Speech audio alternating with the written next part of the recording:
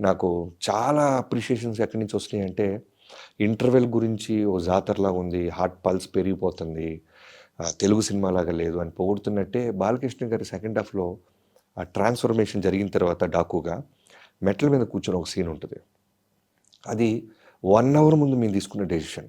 1 hour ముందు. అప్పటిదాకా అగ్రెసివ్గానే చూశాను నేను కూడా. కథ చెప్తున్నప్పుడు బాలయ్యబాబు గారికి కోత కోసే సమరసింహారెడ్డి లాగా అగ్రెసివ్గా వెళ్ళిపోవాలి డైలాగ్ టైం. కానీ తీసిన 1 అవర్ ముందు లైటింగ్ అంతా చేసుకుంటాం, సన్సెట్ అవ్వాలి, నైట్ ఎఫెక్ట్ అది.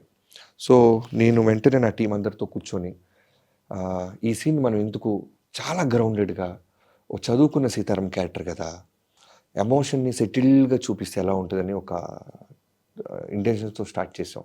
అది ఇవాళ చాలా పే ఆఫ్ అవుతుంది థియేటర్స్లో. బాలయ్యబాబు గారు మాట్లాడుతుంటే క్లాప్స్ కొడుతున్నారు, చాలామందికి కన్నీళ్ళు వచ్చినాయి అంటున్నారు. బాలకృష్ణ గారిలో ఎంత బాగా చూపించావు బాబీ గారు అని ఎంతోమంది నన్ను ట్యాగ్ చేసి అప్రిషియేట్ చేస్తున్నారు.